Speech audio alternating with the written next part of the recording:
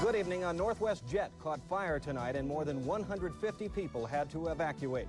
We want to bring you the latest information as quickly as possible, so we'll take you live to Detroit, where it happened, right after this. There's something very unusual going on at Taco Bell. Something you wouldn't expect. We're making pizza, Mexican pizza. It's like pizza, but it's different, with a crispier double tortilla crust, ground beef, and 2 kinds of cheese. More fresh ingredients.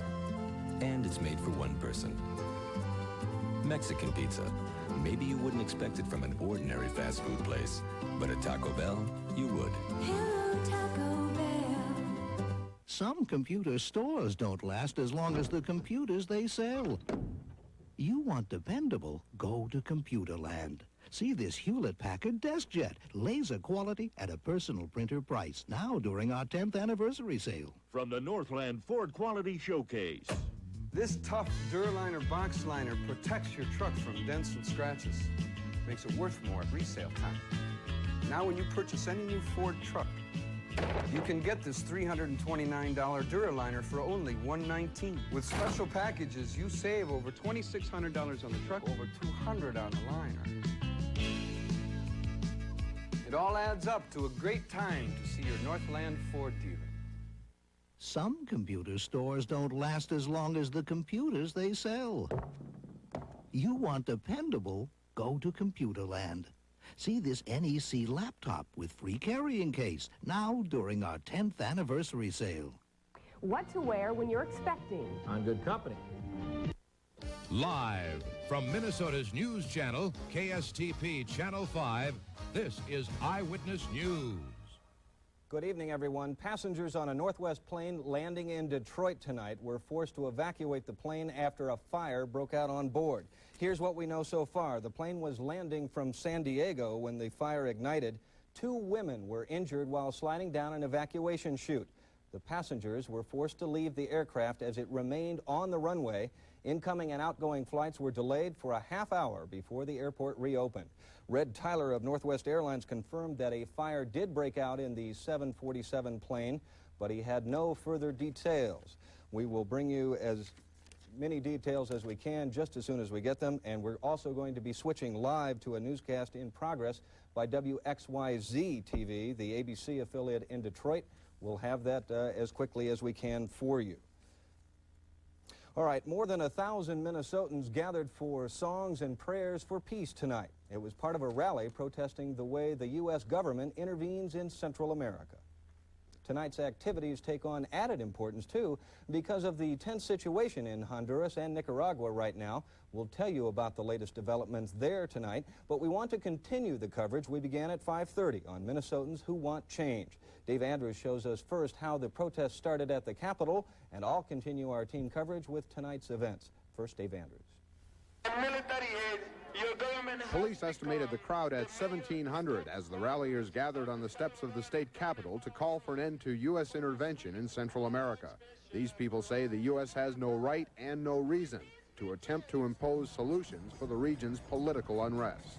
We've done this under Eisenhower in Guatemala. We did under Johnson in Santo Domingo. We did under Kennedy with Cuba. We did it under Nixon with Chile. And as time the American society grows up and accepts the right of other countries to determine their own destinies.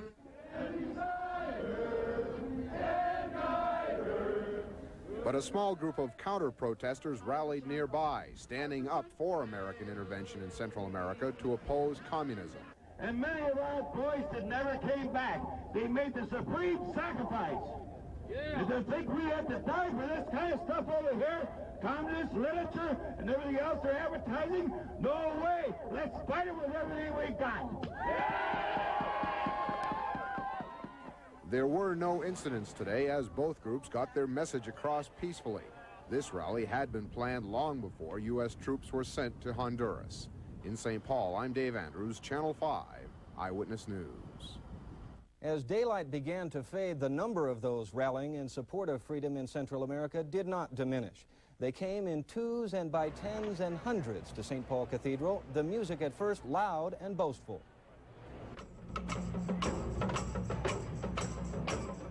But later the music, like the protest, was peaceful, celebrating the diversity of the participants.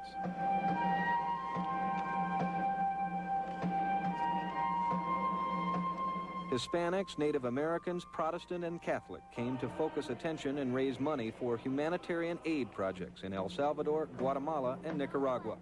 Speakers remembered the assassination almost 8 years ago today of El Salvador's Catholic Archbishop, Oscar Romero. El Salvador's only female Baptist minister, now in exile, says when people die in El Salvador, their names are still counted present in the fight for peace. The minister urged Minnesotans to stand up for peace as well. Today, sisters and brothers, we are being called to be here and now to express our presence. But can efforts by people thousands of miles away from the points of conflict make a difference? Oddly enough, with letter-writing campaigns and fundraisers, people like Guatemalan Solidarity member Carolyn Serrano think they can make more of a difference in policies of Central American countries than they can in U.S. foreign policy. We are very active in human rights, and we send letters to President Cerezo to let him know that we're aware of his human rights abuses. St. Paul police had a number of extra personnel on duty tonight, but praised the crowd as well behaved. There are several new developments to report from Central America tonight. First, U.S. troops in Honduras are packing up for their return trip back to the United States. 3,200 fighting men will be transported back to their military bases in California and North Carolina tomorrow.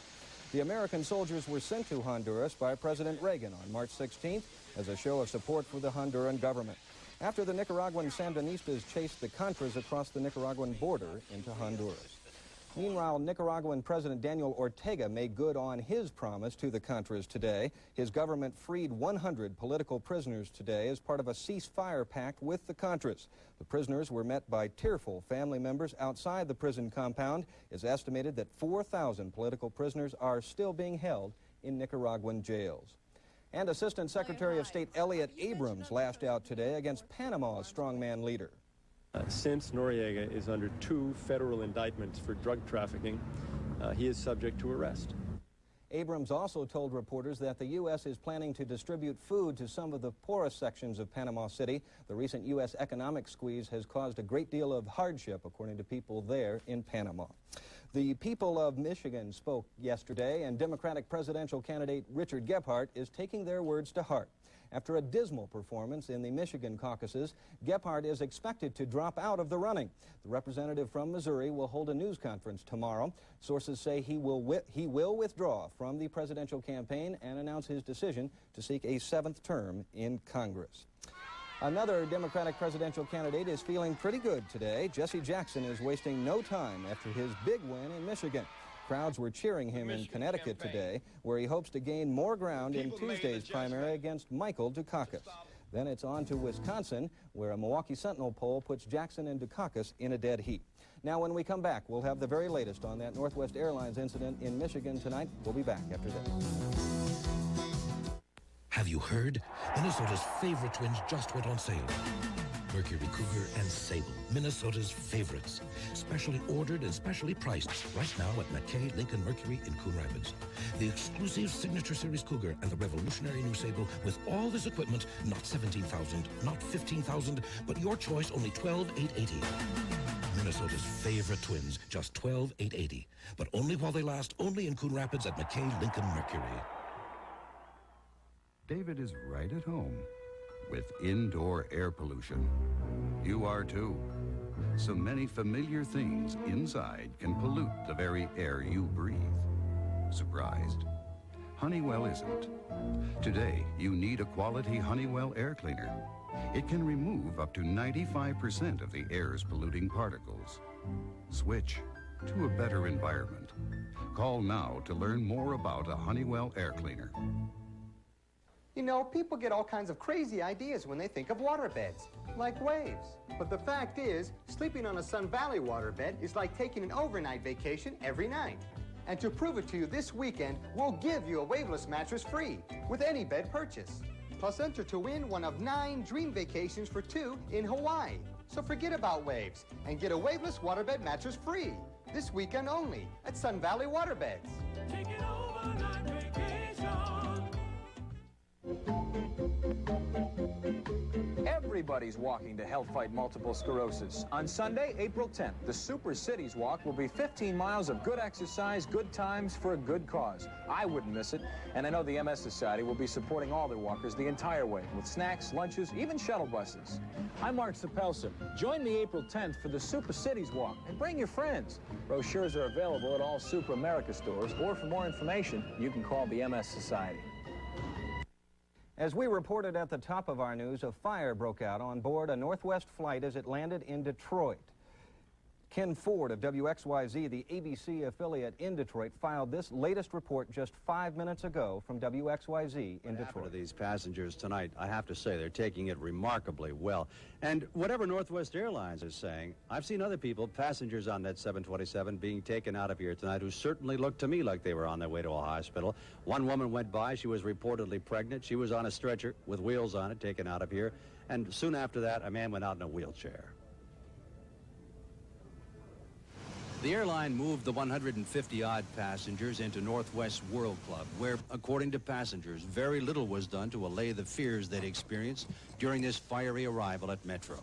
It happened right outside our window.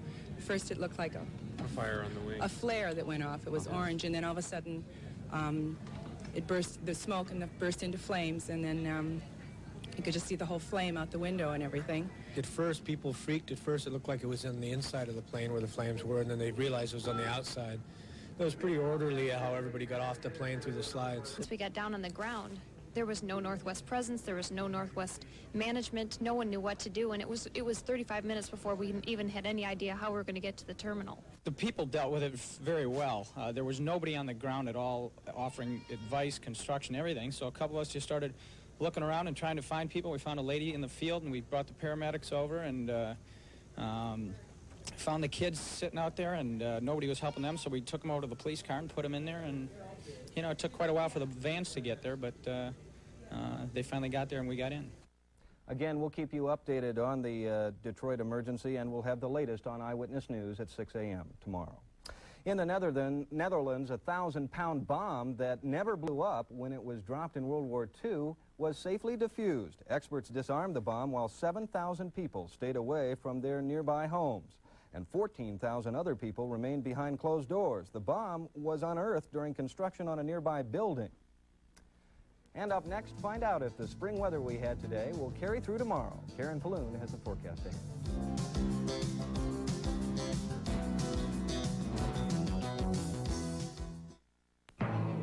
Once in every generation, there is a story of human achievement that is more powerful than any fiction. In our time, that story is the epic journey of the Steger expedition to the North Pole. It's the story of 5 men and a woman traveling across 1,000 miles of Arctic ice, powered only by 20 sled dogs and their own determination. And now you can relive every step of their trek while reading North to the Pole, written by the expedition's leaders, Will Steger and Paul Shirky. To get your copy, just send a check for $19.95 plus $3.50 for postage and handling to North Pole 86, Post Office Box 789, Minneapolis, Minnesota 55114. This offer features the only remaining first edition copies signed by the authors. Yours to read today and your collector's item for tomorrow. So send a check for $19.95 and $3.50 for postage and handling to North Pole 86, Post Office Box 789, Minneapolis, Minnesota 55114. Deadline March 31st. The last week of March, and we're about to break all sales records at Coon Rapids Chrysler Plymouth. That means incredible values on Horizons, just $59.80. LeBaron Coupes, only $99.90.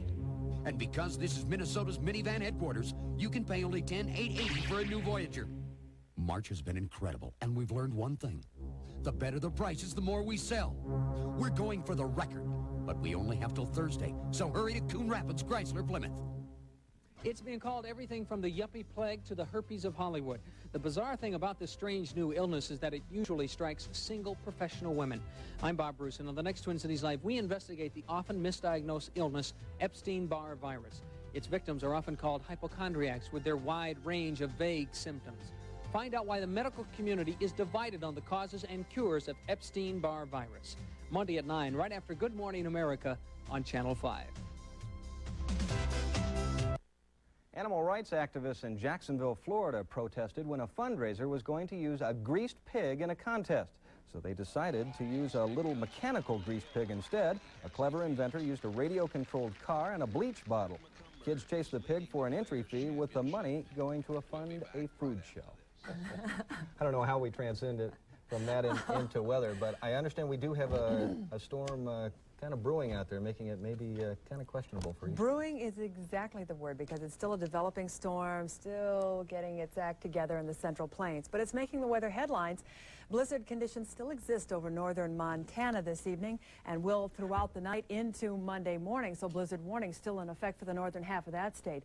And now snow advisories have been upgraded to winter storm watches for portions of southeastern Wyoming, Colorado to the Nebraska Panhandle, even into northwestern Kansas, that into the day on Monday. But ahead of that system today, there were a few record high temperatures. Valentine, Nebraska at 85 degrees this afternoon. Now Denver, what a change they're going to have in 24 hours. 78 degrees this afternoon. And now they're under a winter storm watch for tomorrow. Tucson, Arizona hit 94 degrees this afternoon. And even 80-degree temperatures were found in western South Dakota. Now, that storm, that was ahead of that storm system today. That's since gone through the western half of that state. And by 6 o'clock this evening, the temperatures had dropped 35 to 40 degrees. So it is a rather active storm. There's some rain mixed with snow around Rapid City. Clouds from this system beginning to spread in our direction and will continue increasing during the night. Northern half of Minnesota already under mostly cloudy skies. Some very heavy thunderstorms developed in the Texas Panhandle. Those thunderstorms are moving to the northeast toward the southwestern corner of Oklahoma, and there is a slight risk of some severe weather developing overnight. In fact, they've already had a few funnel clouds reported near Lubbock, Texas. The forecast for the Twin Cities area tonight, though, we have the increasing clouds ahead of that system with a shower late tonight or perhaps early tomorrow morning. There may even be a little thunder out there in the early morning hours. Our low temperatures will be 37 to 41 degrees. And then waking up, mostly cloudy skies. There may be a few showers around. 42 degrees for the temperature, and then variable cloudiness the rest of the day. Afternoon showers and thunderstorms developing, and temperatures will continue warming up. We'll be in the mid to upper 50s tomorrow afternoon. In fact, there may be a few spots in the Twin Cities that report 60 degrees. The winds will continue. Right now, they're out of the southeast at 20 miles an hour. They've been 20 to 25 miles an hour during the evening. 46 degrees the current temperature, the dew point 22, the relative humidity 38%, and the pressure continues to fall. Our high this afternoon was 49 degrees after a low this morning of 21. We've had no precipitation. Now by tomorrow, those showers and thunderstorms will be developing to the west of us.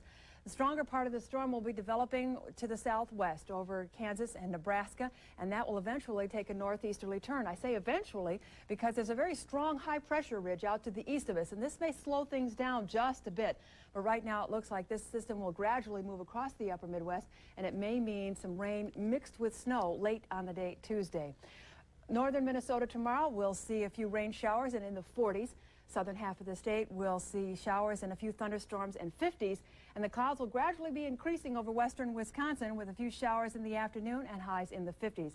Looking ahead over the next few days, we have another quick cool down coming in the middle of the week with the possibility of some snow, light snow it looks like right now. But with that storm system still developing, it's questionable, so do stay tuned. Our highs that day only in the 30s, and then we warm back up at the end of the week into the 40s. So. Karen, even with this moisture, we're still kind of running behind, aren't we? We are a little below normal for the year on precipitation and well below normal for snowfall for the month of March. So. Okay, thank you. Coming up next in sports, the Final Four is set for college basketball's best, and the Gopher hockey team finds out their opponent for the Hockey Final Four in Lake Placid. Mark Stevens has all the details.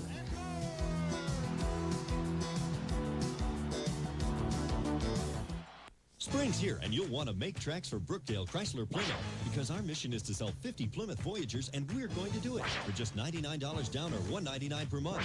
Brookdale is the Twin Cities sales leader with over 50 Voyagers ready for immediate delivery. By keeping our volume high, we keep our prices low. The more we sell, the more we get, and the more you save. 1988 Voyagers, just $99 down or $199 per month. So mark your course for Brookdale Chrysler Plymouth on Brooklyn Boulevard in Brooklyn Center. Ends 9 p.m. Monday. Doctor says you'll be up and around in no time. Everything's going to be just fine. In our country, physical illness gets the most advanced medical treatment there is. Yet a disease more widespread than cancer, lung, and heart disease combined goes virtually untreated. Why don't you just get up and pull yourself together? Snap out. Everybody gets depressed. The disease is mental illness. A disease so confusing its symptoms are often misread and misunderstood. There's nothing wrong with him. All he needs is a good swift kick in the pants. Enough is enough. So its victims wind up neglected, isolated. Why don't you talk to us? What is wrong? There is nothing more I can do for you. But mental illness is a medical illness. And like other medical illnesses, it can be treated. Once you learn to recognize the warning signs, learn to see the sickness.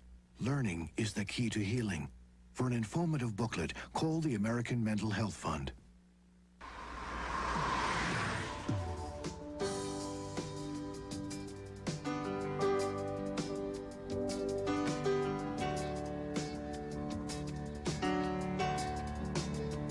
Join us on the Great River Ride Bicycle Trek, June 3rd, 4th, and 5th.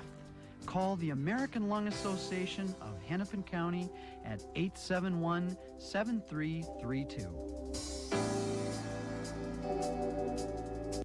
Mark Stevens is with us. It's been a really long time since a team from the West has actually emerged from the West region. Yeah, first time we've had a Pac-10 team since 1980. First team other than UCLA since 1963. Kind of a new look. I think they're going to win it. You know, there probably hasn't been this much excitement out west since John Wayne crossed the Rio Grande. Arizona duked it out with North Carolina today, proving they have enough true grit to be a part of this year's Final Four. Tar Heels kept pace with the Wildcats most of the first half. Ranzino Smith here launches this three-pointer. North Carolina had a 2-point lead at the intermission, but Tom Tolbert gets free.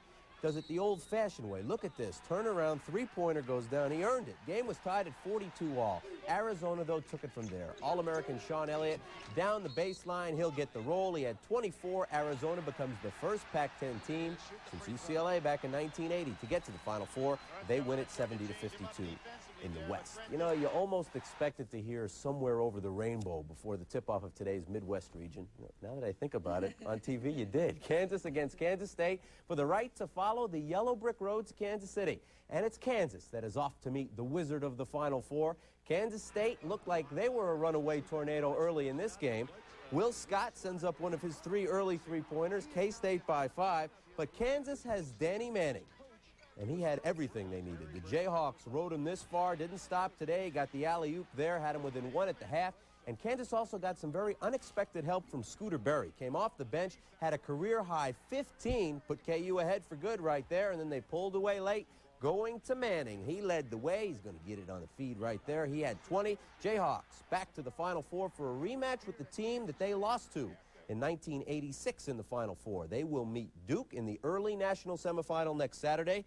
And right after that, Arizona and Oklahoma playing a game that maybe should be for the national title, but they won't play the official national championship game till a week from tomorrow night. Well, the Gophers now know who they get in next weekend's hockey Final Four, Little St. Lawrence from New York.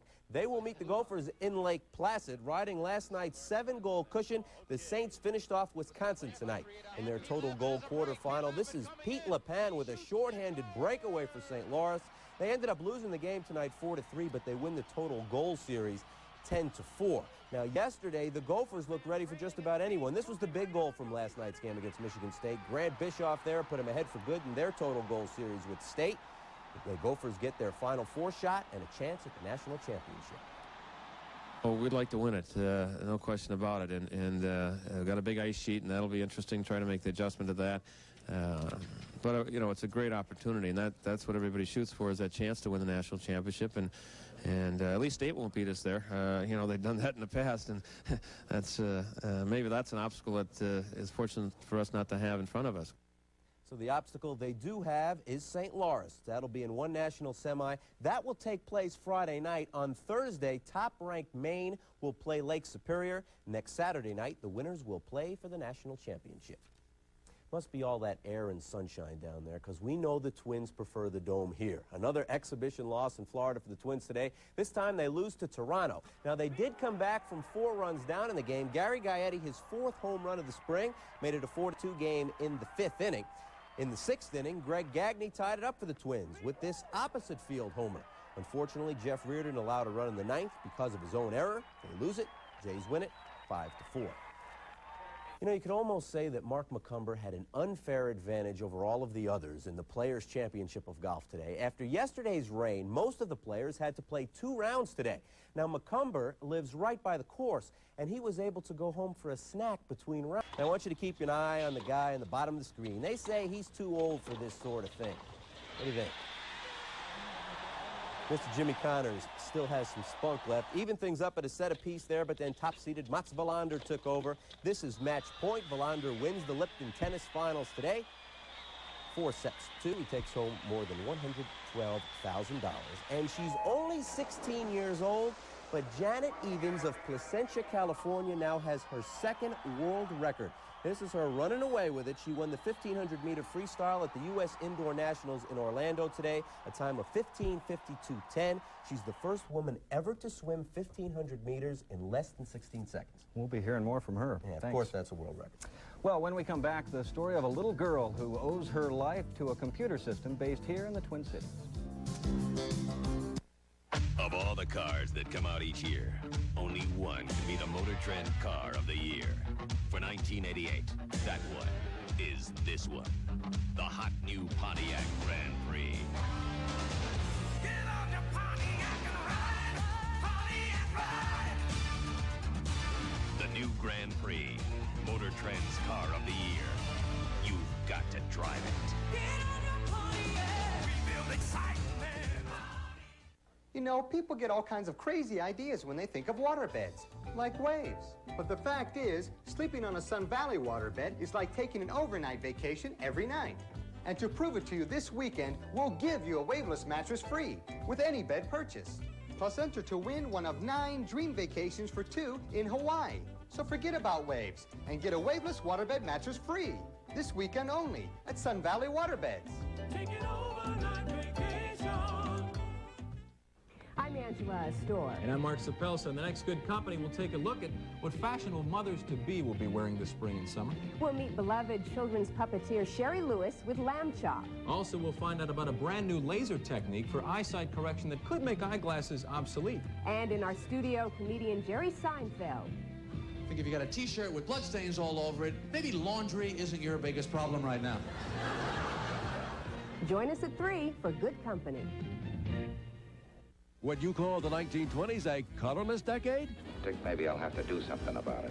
Now, we've made the jazz age more colorful than ever. That's very nice of you. Get ready for guys, gals, and gangsters. Don't take my chances. Join James Cagney and Humphrey Bogart in a special color presentation. Between the two of us, we ought to do all right together. The Roaring Twenties, now in color. I'm doing all right now. Channel 5 presents The Roaring Twenties, Monday at 8. Don't miss it. An amazing story this weekend of nationwide cooperation. A little girl from North Carolina needed a bone marrow transplant, so her doctors checked a new Twin Cities-based computer system that logs bone marrow donations by type. They found a match. The girl went to Seattle for the operation, and now she's going home. Lynn Cannon reports from Seattle on the story. Wait. Brooke Ward began her long journey home to Raleigh, North Carolina, leaving the same way she arrived, with lots of media attention. Attention because she became the first person to receive a bone marrow transplant through the new National Bone Marrow Registry. By now, though, she is tired of being in the spotlight. People we don't even know want to give me Her mother spoke for both of them about this moment. We're very excited about this. It's something that we've waited for 4.5 months, and we're just so thankful this day has come. Her triumphant story led to more people signing up for the bone marrow registry. We understand that in North Carolina alone it has doubled, and also out here it has doubled.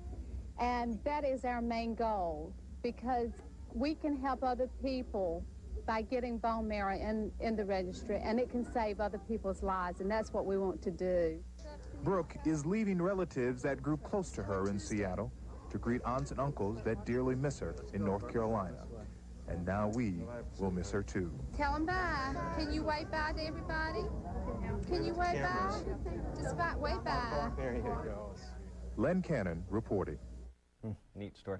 Tomorrow we should find out if we're any closer to hosting the 1996 Summer Olympics. Members of the U.S. Olympic Committee wrapped up a tour of our state today. The full committee will name the finalists tomorrow. That's just one of the stories we'll continue to follow for you tomorrow and this week. We'll also keep you posted on the grand jury selection in St. Cloud, and members will have to decide whether to indict several young men involved in a so-called vampire killing last week. Police say the killers were inspired by a horror film about teenage vampires called The Lost Boys. We'll keep you informed. Last word on weather? Well, ahead this week we have a quick warm-up and then another cool down. A few showers overnight and showers and thunderstorms in the forecast for tomorrow with highs in the mid to upper 50s. Okay, and one more thing. When you see news happening, call us on the Eyewitness News tip line. That number is 588-6397. That's 5 TV News. Thanks for joining us tonight. You can find out what happens while you sleep with Eyewitness News Morning at 6 a.m.